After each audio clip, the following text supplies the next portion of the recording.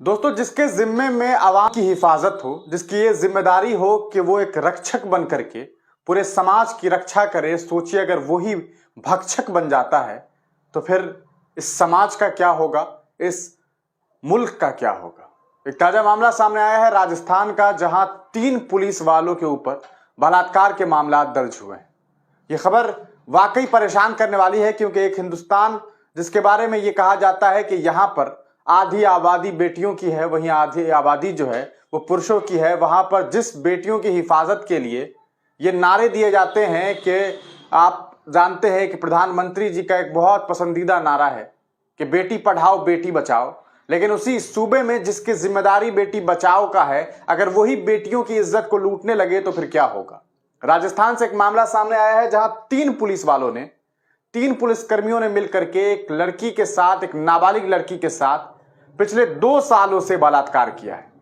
जब यह मामला सामने आया तो पूरे इलाके में सनसनी फैल गई है। पूरा मामला राजस्थान के अलवर का है। हम आपको पूरी रिपोर्ट बताते हैं कि इस लड़की ने क्या कुछ कहा है और आखिर क्या वजह है कि इस मामले में इतनी देरी हुई है और इतनी देरी के बाद यह मामला सामने आया है। पूरा मामला जयपुर राजस्थान के अलवर जिले में एक युवती के साथ 1 साल से अधिक, लगभग 2 साल तक का समय है, तक बलात्कार करने के आरोप में 3 पुलिस कांस्टेबल के खिलाफ मामला दर्ज किए गए हैं। आपको बता दें कि अलवर के पुलिस अधीक्षक आनंद शर्मा ने पीटीआई भाषा को बताया कि युवती 18 साल शनिवार को उन्हें 3 पुलिस कर्मियों के खिलाफ शिकायत दी थी। अभी आप सोच रहे होंगे कि 18 है तो फिर ये नाबालिग कैसे है। अभी इसकी उम्र 18 है, जबकि जब इसका रेप किया गया था तब इसकी उम्र जो है वो 16 और 17 के बीच में थी। इस उम्र के बीच में इस नाबालिग बच्ची के साथ बलात्कार किया गया। उन्होंने बताया कि पीड़िता ने यह भी दावा किया है कि आरोपी ने मामले की शिकायत करने पर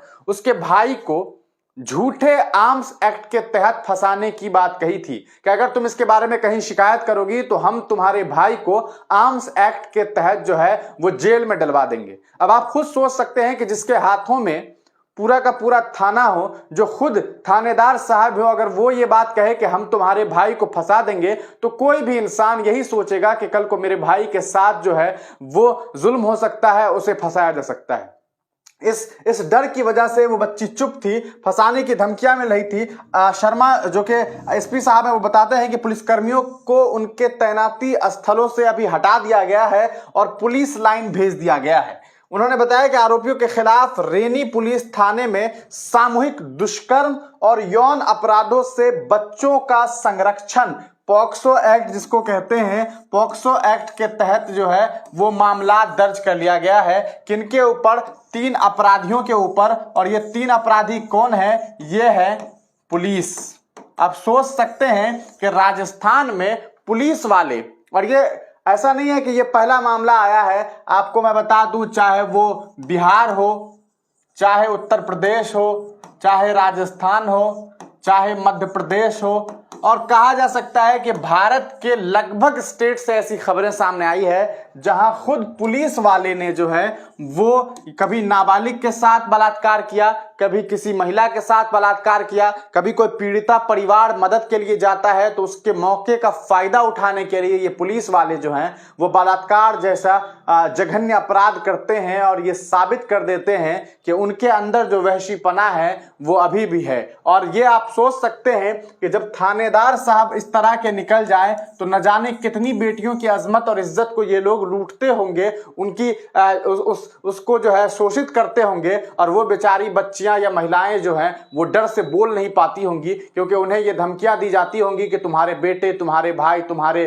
बाप, तुम्हारे किसी परिवार के इंसान को हम जो है फंसा देंगे। और ऐसा ही कुछ हुआ इस लड़की के साथ। आपको बता दें दोस्तों कि इस पूरे मामले के बाद आरोपी के ऊपर जो है सामूहिक दुष्कर्म और पॉक्सो एक्ट के तहत जो है वो मामला दर्ज कर लिया गया है। पुलिस अधीक्षक ने बताया कि पीड़िता ने अपनी शिकायत में कहा कि उसके साथ 1 साल से अधिक समय तक बलात्कार किया गया।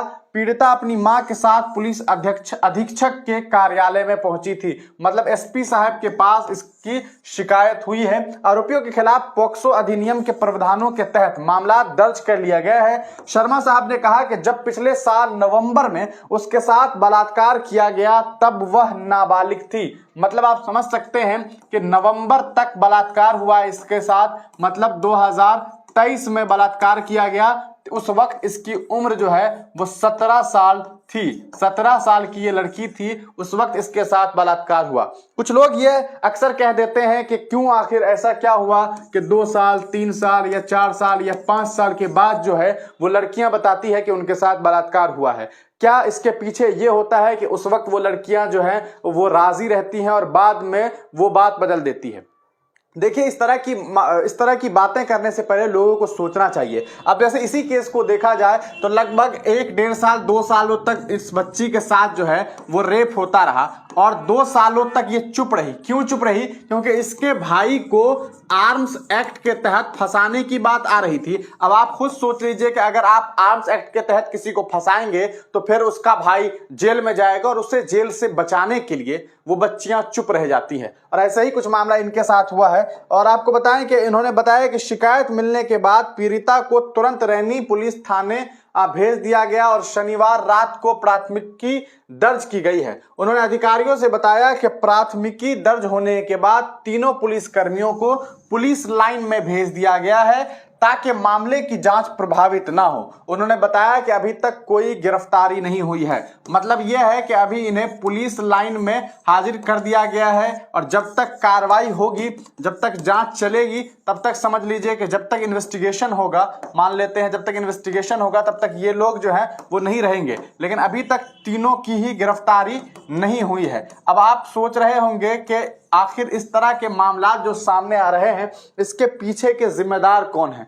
कौन वो लोग हैं जिन लोगों की वजह से इस तरह के अपराध होते हैं? आपके जहन में आ रहा होगा कि इन तीनों का नाम क्या है। हम आपको वो जो 3 लोग हैं, हम उन तीनों का नाम आपको बताते हैं।